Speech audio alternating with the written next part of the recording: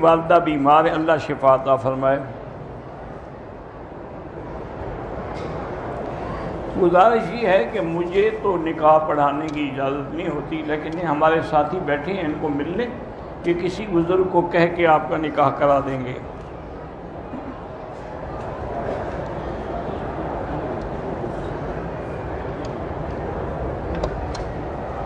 میاں بیوی عمرے پہ آئے، طواف مکمل کرنے کے بعد 2 رکعت بھی پڑھ لی، لیکن صفا مروہ کے 2 چکر لگا کے میاں نے بھی سر منڈوا لیا اور بیوی نے بال کٹے، بالکل ان پہ دم پڑ گئی۔ اس طرح یعنی صفا مروہ انہوں نے کی ہی نہیں تو 7 چکر کر دیتے۔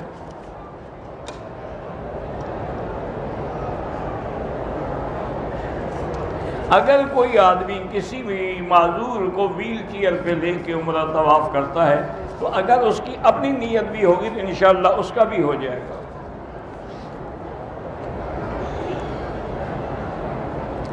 بہرحال جنازہ ہو یا کوئی نماز ہو، امام کے آگے نہیں ہونا چاہیے۔ وتر نماز میں اگر دعائے قنوت نہیں پڑھی تو حنفی مسلک میں سجدہ سہو ہے، ان کے نزدیک دعائے قنوت واجب ہے۔ باقی ائمہ کے نزدیک دعائے قنوت سنت ہے، ان کے نزدیک سجدہ نہیں ہے۔ میری خالہ اور میرے نانا جان بیمار ہیں، اللہ شفا عطا فرمائے۔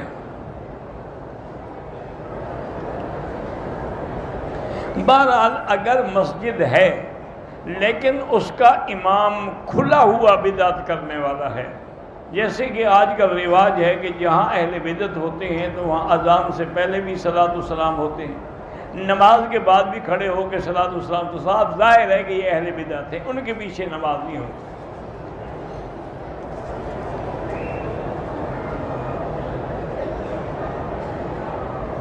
بھئی اگر کوئی آدمی قرآن صحیح نہیں پڑھ سکتا اس کو امام نہ بنائیں۔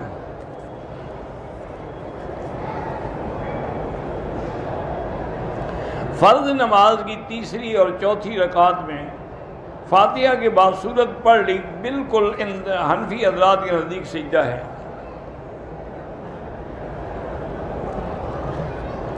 بالکل جب بھی حضور صلی اللہ علیہ وسلم کا ذکر آئے تو ہر مسلمان کو درود شریف پڑھنا چاہیے۔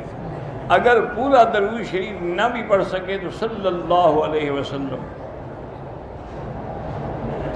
مدینے سے مکہ مکرمہ عمرے کے لیے آتے ہوئے راستے میں 2 نمازیں اکٹھی پڑھتے، بھئی ہو جاتی ہیں، جائز ہیں، لیکن حنفی مسلک میں یہ ہے کہ ظہر کو مؤخر کر کے آخر وقت میں پڑھے اور عصر کو اول وقت میں پڑھے، تاکہ ہر نماز اپنے اپنے وقت میں بھی ہو اور اکٹھی بھی ہو جائے۔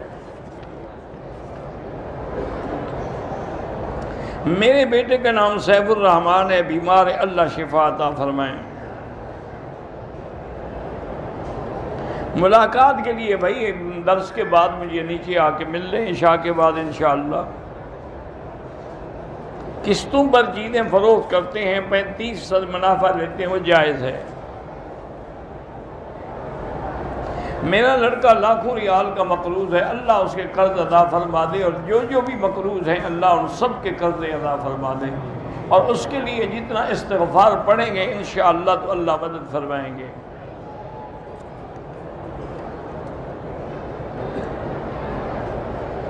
اگر کوئی آدمی طائف جائے احرام نہ باندھے دم پڑ جائے گی، کیونکہ طائف جو ہے وہ میقات ہے، اور اس کا حل یہ ہے کہ فوراً طائف چلا جائے، وہاں سے احرام باندھ کے عمرہ کر لے تو دم نہیں دینی پڑے گی۔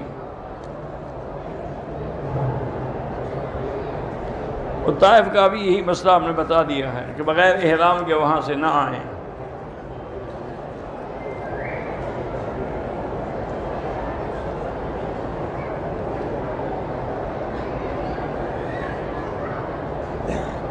بہرحال اگر آپ کی لڑکی کا توبہ کریں، استغفار کریں، اللہ پاک آپ کو فتنے سے بچائے۔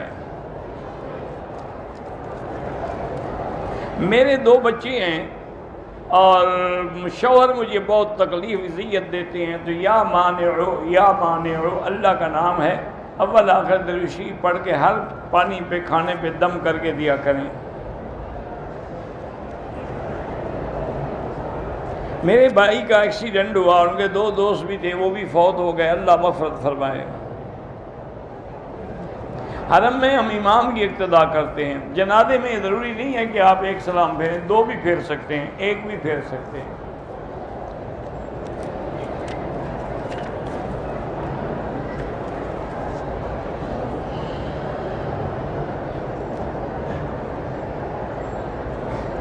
اگر قالین پہ ایسی شکلیں بنی ہوئی ہیں جو کسی جاندار کی ہیں تو اس پہ نماز نہ پڑھیں.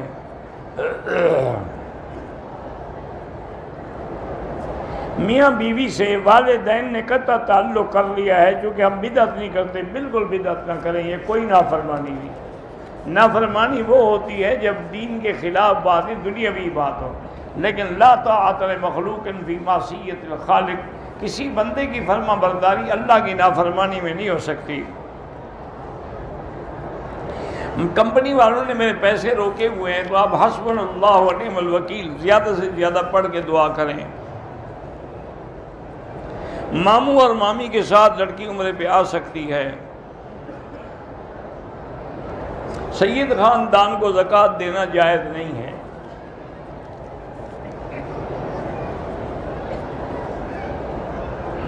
بہرحال حضرت حسین کا غم کس کو نہیں ہے؟ ہر مسلمان کو غم ہے. آنسو بہانا جائز ہے، ماتم کرنا حرام ہے.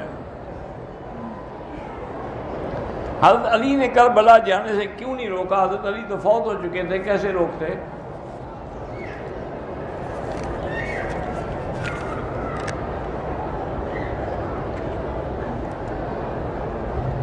میں مدینے سے واپسی پر اپنے والد کے لیے عمرہ کر سکتا ہوں؟ کر سکتے ہیں.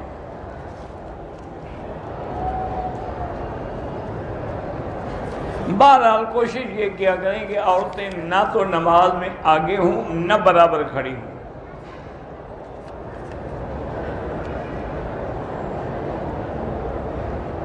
میاں بیوی ایک دوسرے سے 10 سال سے کنارہ کیے ہوئے ہیں، لازمی بات ہے کہ یا خاوند طلاق دے دے یا عورت جو ہے وہ خلو کر کے طلاق حاصل کرے.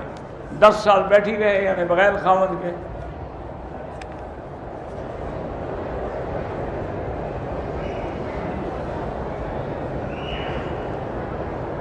اگر شوہر نے 2 طلاقیں دی ہیں تو اس سے آپ شادی کر سکتے ہیں. اگر پہلے کوئی گناہ تھا دونوں توبہ کریں.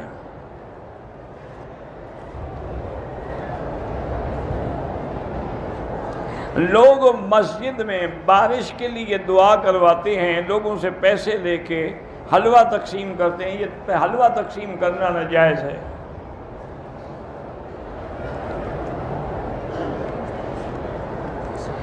امام اگر جرابوں پہ مسح کرتا ہے تو حنفی مسلک میں اس کے پیچھے نماز نہیں ہوتی. حنفی مسلک میں مسح جائز ہے، لیکن شرط یہ ہے کہ المسح علی الخفین یعنی وہ چمڑے کے موزے ہوں. فرض نماز کی قضا باقی ہے، نفل بھی قبول ہوتی ہے، تہجد بھی ہوتی ہے، لیکن فرض قضا پڑھتے رہیں. صحیفے بھی کتاب کو کہا جاتا ہے، صحف ابراہیم و موسیٰ. اگر آدمی کو بار بار قطروں کی شکایت ہے تو نیچے کوئی ایسی چیز باندھ سکتا ہے جس سے اس کے کپڑے بھی خراب نہ ہوں اور ہر نماز کے لیے نیا وضو کرے. مرغی کے پنجے اگر کھائیں تو جب مرغی حلال ہے تو سب کچھ حلال ہے.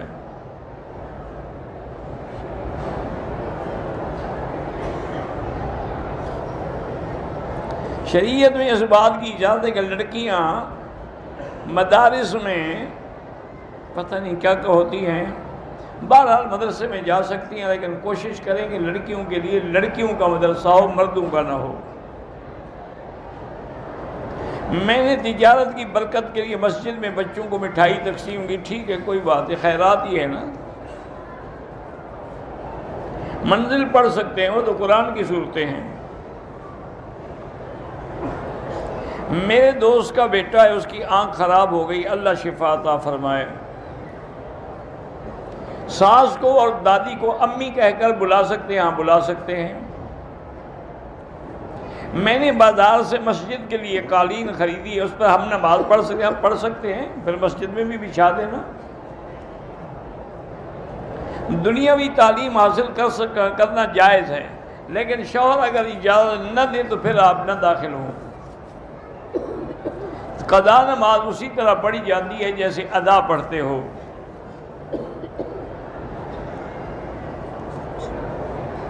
میرے نانا نے مجھے زمین کا کچھ حصہ ہبہ کیا، کیا میں ان کی وفات کے بعد لے سکتا ہوں؟ اس نے سب کو ہبہ کیا یا صرف ایک کو ہبہ کیا؟ اگر سب اولادوں کو برابر دیا ہے تو پھر لے سکتے ہیں۔ جمعہ کی نماز کے بعد کھڑے ہو کے جو صلاۃ والسلام پڑھتے ہیں وہ بدعت ہے، چونکہ اگر یہ سنت ہوتی تو سب سے پہلے صحابہ پڑھتے۔ مسجد میں اگر محفل نعت خوانی ہو رہی ہو، لیکن شرط یہ ہے کہ نعت میں کوئی شرکیہ الفاظ نہ ہوں، لوگ اس نعت خواں کو پیسے دیں وہ بھی کوئی بات نہیں۔ دوران طواف حتیم میں نفل نہیں پڑھ سکتے، پہلے طواف مکمل کریں۔ میرے بیٹے کو بلڈ کینسر ہے، اللہ شفا عطا فرمائے۔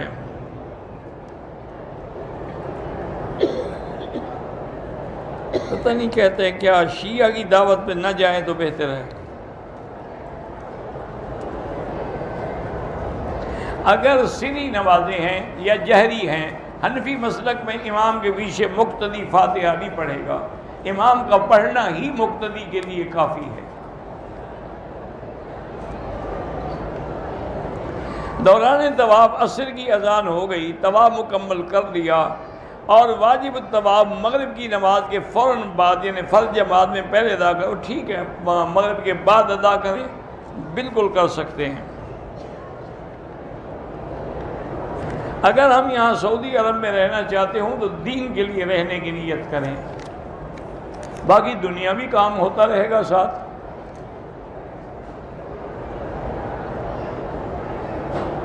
بچوں کا تو کوئی نہیں ہے، آپ نے جو احرام نہیں باندھا مدینے سے، آپ پر دم ہے، عمرہ بھی کریں اور دم بھی دیں۔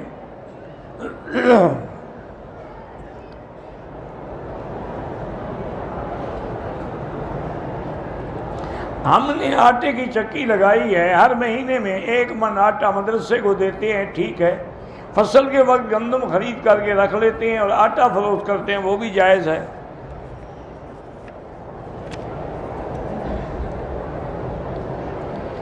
بیٹا ہے 15واں پارہ پڑھ رہا ہے، اس کا حافظہ کمزور ہے، تو دعائے حفظ جو کتابوں میں چھپی ہوئی ہے وہ پڑھ کے عمل کرے۔ طواف سے پہلے 2 رکعت نہیں ہوتی، طواف کے بعد 2 رکعت پڑھنا واجب ہے۔ ہم عمرے اور طواف کا ثواب جو ہے حضور کی ساری امت کو نہیں، ایک کے لیے ایک۔ میری اولاد نہیں ہے، اللہ جن کی بھی اولاد نہیں ان کو صاحب اولاد بنائے۔ ہم نے پاکستان عمرہ کیا، سر کے بالوں پہ اس طرح پھیرا، پھر مسجد عائشہ سے ایک عمرہ کیا، مدینے سے واپسی پہ عمرہ کیا، سر کے بالوں میں 3 جگہ کٹ لگوائے۔ وہ کٹ کس کو لگوائے؟ جب اس طرح پھروا چکے تھے آپ تو کٹ چمڑے کو لگوائے تھے آپ نے، بہرحال دم پڑ گئی آپ پر۔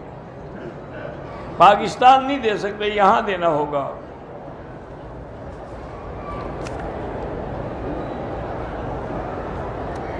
اگر کسی نے مال جو ہے ناجائز طریقے سے کمایا لیکن اب سچی توبہ کر لی تو کوشش کرے کہ وہ مال جو ہے لوٹا دے اصل مالکوں کو، اصل کو نہ لوٹا سکے تو خیرات کر دے۔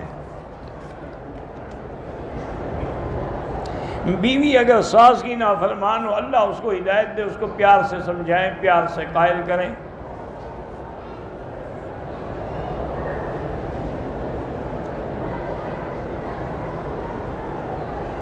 میرے شوہر نے مجھے 3 طلاق دے دی ہیں، 3 طلاق کے بعد آپ شوہر کے ساتھ نہیں رہ سکتی، اب حلالے کے بغیر آپ اس کے لیے حلال نہیں ہو سکتی۔ صحت مند بلا وجہ ویل چیئر پہ طواف نہ کریں، معذور جو ہے وہ کریں۔ حدود حرم میں خیرات یہ سارے جو حرم کی خدمت کر رہے ہیں یا باہر بیچارے جھاڑو دے رہے ہیں، سب کو دے سکتے ہیں۔ بچوں کے لیے آپ اپنا عمرہ کر کے ان کے لیے دعا کریں۔ میں نے عمرے کی نیت کے بعد جب نماز پڑھی تو سر پہ کپڑا ڈال لیا، نہیں ڈالنا چاہیے تھا لیکن کوئی دم نہیں۔ بہرحال حرم میں آنے والے سب مسافر ہیں، سنتیں معاف ہیں ان کو، لیکن پڑھیں تو ثواب ہے۔ ظہر کا وقت شروع ہونے سے پہلے جب تک سورج سر پہ کھڑا ہو اس وقت تک نماز نہ پڑھیں۔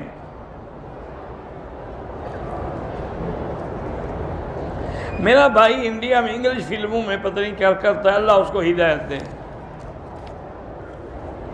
بڑے جانور کی قربانی میں 7 حصے ہوتے ہیں، والدین کا بھی رکھ سکتے ہیں، حضور پاک صلی اللہ علیہ وسلم کے لیے بھی رکھ سکتے ہیں۔ عورت بھی نماز جنازہ پڑھ سکتی ہے اگر مسجد میں موجود ہے۔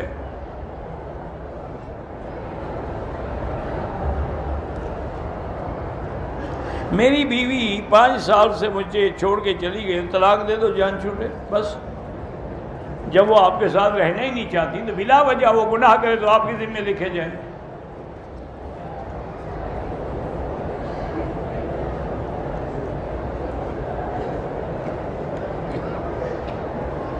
میں جب ایئرپورٹ پر اتری تو مجھے ایسا لگ رہا تھا کہ مجھے بیت اللہ کا دیکھنا نصیب نہ ہوگا، دل پر سیاہی چھانے لگی۔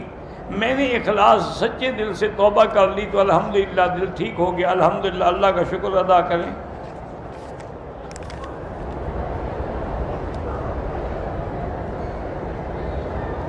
اگر کوئی شخص شادی کر کے نہ بیوی کو ساتھ رکھتا ہے نہ طلاق دیتا ہے تو اس عورت کو حق ہے کہ وہ محکمے میں جا کے خلو لے لے۔ مکروہ اوقات میں حتیم میں یا کسی بھی جگہ نماز پڑھنا بہتر نہیں ہے۔ حجر اسود کے بوسے دینے سے انشاءاللہ اللہ گناہ معاف کر دیں گے۔ عصر کے بعد نماز نہ پڑھیں بلکہ مغرب کے بعد پڑھیں، چونکہ ایک حدیث ہے کہ لا صلاۃ بعد العصر حتی تغرب الشمس۔ بھئی سیرت النبی پہ، سیرت النبی شبلی نعمانی کی بھی ہے، حضرت مولانا ادریس صاحب کی بھی ہے، اور نظرۃ النعیم بھی ہے، کئی کتابیں ہیں، جو آپ کو ملے لے لو۔ بھینس کی قربانی جب گائے کی جائز ہے تو بھینس کی بھی جائز ہے۔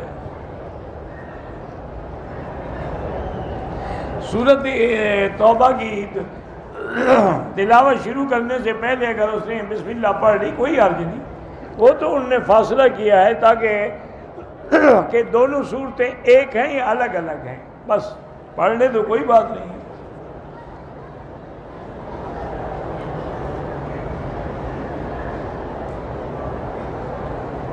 بالکل اگر آپ عالمہ ہیں تو آپ اپنے شوہر وہ مزدور ہے جو اس سے طلاق لینے کی کوشش نہ کریں۔ اگر ایسی بات تھی اس سے نکاح بھی قبول نہ کرتی، کر لیا ہے تو وفاداری کرو۔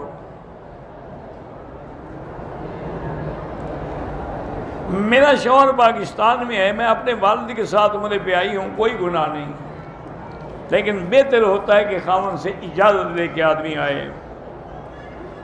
استعاذہ میں ہر نماز میں تازہ وضو کرنا ہوتا ہے، کپڑا بھی پاک رکھنا ہوتا ہے، بلکہ یعنی ایسے حالات میں عورتیں پیمپر وغیرہ استعمال کر لیتی ہیں۔ کشمیر میں بھی اور پورے ہندوستان میں بھی ہندو ظلم کی حد کر رہے ہیں۔ اللہ تعالیٰ مسلمانوں کی جان، مال، آبرو، عزت کی حفاظت کرے اور اللہ تعالیٰ ظالموں پر اپنی قدرت سے قہر نازل فرمائے۔ ہم عاجز لوگ ہیں، کوئی مقابلہ نہیں کر سکتے، تو لہذا اللہ سے دعا مانگیں کہ اللہم اہلک اعداءک اعداء الدین، اللہم اہلک الیہود والہنود والکفار والمشرکین، اللہم انزل علیہم بأسک الذی لا یرد علی القوم المجرمین۔ مدینے میں اگر موت کی دعا مانگے تو کوئی بات نہیں، حضرت عمر بھی مانگتے تھے۔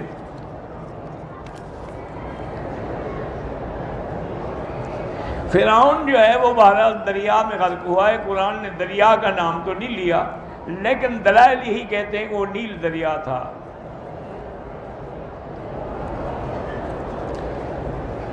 تبلیغی جماعت والے جو کام کرتے ہیں وہ گمراہی نہیں، وہ بالکل خالص دین ہے۔ موت مکے میں بھی آئے یا مدینے میں بھی آئے، ہر جگہ افضل ہے۔ خواب میں کوئی اللہ کی زیارت کر سکتا ہے، خواب میں تو ممکن ہے۔ بہرحال ٹائی پہننا بہتر نہیں ہے، چونکہ یہ کافروں کی یہ تشابہ ہے۔ چادر کندھے سے اتارنا جو ہے وہ 7 چکروں میں ہے، 3 میں نہیں ہے۔ جو صاحب حیثیت امیر لوگ ہیں ان کو سبیل کا کھانا نہیں کھانا چاہیے۔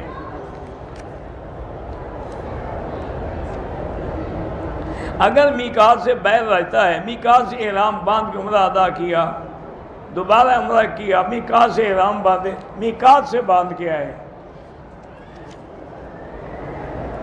اگر طائف جائیں گے تو طائف سے واپسی پہ عمرہ ضروری ہے، وہ میقات ہے۔ صفا مروہ کے 7 چکر ہیں، صفا سے شروع کریں گے اور مروہ پہ 1 چکر، پھر واپس آئیں گے تو 2 چکر ہوں گے۔ احرام کی حالت میں عورت کے چہرے پہ کپڑا پڑ گیا کوئی بات نہیں، یا سر پر کپڑا لگ جائے کوئی بات نہیں۔ آل بیت یعنی سید سے نکاح جائز ہے، بالکل جائز ہے۔ میری والدہ کو نیند نہیں آتی ہے، اللہ ان کو شفا دے، اور قرآن پاک میں آیت ہے وَضَرَبْنَا عَلَىٰ آذَانِهِمْ فِي الْكَهْفِ سِنِينَ عَبَدًا، سورۃ الکہف میں وہ پڑھے اور رات کو درود شریف پڑھتے پڑھتے سوئے، انشاءاللہ نیند آ جائے گی۔ 1 سال سے ہمارے پتہ نہیں کس کو فالج، اللہ شفا عطا فرمائے۔ بہرحال اگر اس نے عمرہ نہیں کیا قبل المنازل سے تو لازمی ہے کہ اس پر دم واجب ہے، چلا گیا ہے تو وہاں سے کسی کو پیسے بھیج کے دم کرائے۔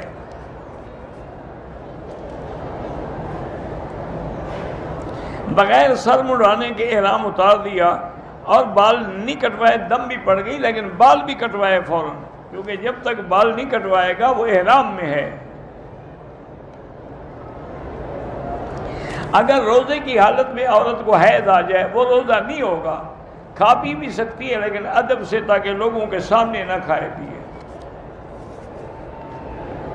مسجد عائشہ ہل ہے، عمرہ ہو سکتا ہے، میقات نہیں ہے۔ میرے خامن نے مجھے 3 طلاقیں دی ہیں، میں حاملہ ہوں تو 3 طلاقیں ہو گئی۔ حمل کی حالت میں طلاق دینا گناہ ہے، لیکن یہ نہیں کہ طلاق نہیں ہوگی۔ انشورنس کرانا بلا ضرورت ناجائز ہے۔ مسجد میں بغیر ضرورت کے کہ ہماری کوئی چیز گم ہو گئی یہ اعلان کرانا بھی ناجائز ہے۔ خمس جو ہے، خمس کی تو شیعہ کے لیے ہے، بہرحال یہ ہے کہ اب تو نہ فتح ہے نہ مال غنیمت ہے، تو خمس کس بات کا؟ اگر ہمارے پاس پیسے نہ ہوں اور دم پڑ گئی، کل واپسی ہے، وہاں سے پیسے بھیج کے بھی کروا سکتے ہیں۔ صبح کی نماز کے بعد، عصر کے بعد نماز نہ پڑھیں، بعد میں نماز پڑھیں، چاہے قضا ہو یا ادا ہو، واللہ اعلم۔ اللہم صلی علی سیدنا محمد وعلی آل سیدنا محمد کما صلیت علی ابراہیم وعلی آل ابراہیم فی العالمین انک حمید مجید۔ یا اللہ یا اللہ یا اللہ یا رحمان یا رحیم یا حی یا قیوم یا الہی الہنا الہ کل شیء الہا واحدا لا الہ الا انت اللہم انت المیسر لکل عسیر وانت علی کل شیء قدیر یا لطیف الطف بنا فی تیسیر کل عسیر فإن تیسیر کل عسیر علیک یسیر۔ اللہم یسر امورنا و امور اولادنا و اخواننا و اخواتنا و بناتنا و امور من نوصانا و استوصانا و امور المسلمین۔ اللہم یسر امورنا فرج همومنا اقض عنا دیوننا یا فارج الہم یا کاشف الغم یا مجیب دعوت المضطرین یا رحمان الدنیا والآخرہ رحمہما فرحمنا برحمت من سواک۔ اللہم انک عفو کریم عظیم تحب العفو فاعف عنا۔ اللہم انا نسألک العفو والعافیہ ودوام العافیہ وتمام العافیہ والشکر علی العافیہ۔ اللہم کن لنا ولا تکن علینا وانصرنا علی من بغى علینا۔ اللہم کن بنا رؤوفا رحیما ولا تجعلنا شقیا ولا محروما۔ یا اللہ بیماروں کو شفا عطا فرما، یا اللہ بیماروں کو شفا عطا فرما، یا اللہ ہماری ظاہری باطنی روحانی جسمانی بیماریاں دور فرما، یا اللہ بے حیاؤں کو حیا عطا فرما، بے اولادوں کو اولاد صالح عطا فرما، جن کے گھروں میں بچیاں ہیں ان کو خیر کے رشتے نصیب فرما، یا اللہ بے روزگاروں کو روزگار عطا فرما، قرض داروں کے قرض عطا فرما، یا ارحم الراحمین میں مانگنا بھی نہیں آتا بغیر مانگے عطا فرما۔ یا اللہ پوری دنیا میں جہاں مساجد ہیں، مدارس ہیں، دین کے ادارے ہیں، تبلیغ کے ادارے ہیں، ان کی حفاظت فرما۔ یا اللہ پوری دنیا میں علماء حق کی حفاظت فرما۔ یا الہ العالمین مسلمان فلسطین میں ہیں، کشمیر میں ہیں، ہندوستان میں ہیں، روہنگیا میں ہیں، حلب میں ہیں، شام میں ہیں، یا اللہ ان کی جان مال آبرو عزت کی حفاظت فرما۔ یا اللہ ان کو ہر ظلم سے محفوظ فرما۔ ربنا تقبل منا انك انت السميع العليم۔ اللهم احفظ سائر بلاد المسلمين هذا البلد الامين فاجعلها آمنا مطمئنا سخاء رخاء الى يوم الدين برحمتك يا ارحم الراحمين۔ سبحان ربك رب العزة عما يصفون وسلام على المرسلين والحمد لله رب العالمين۔ اللهم صل على سيدنا محمد وبارك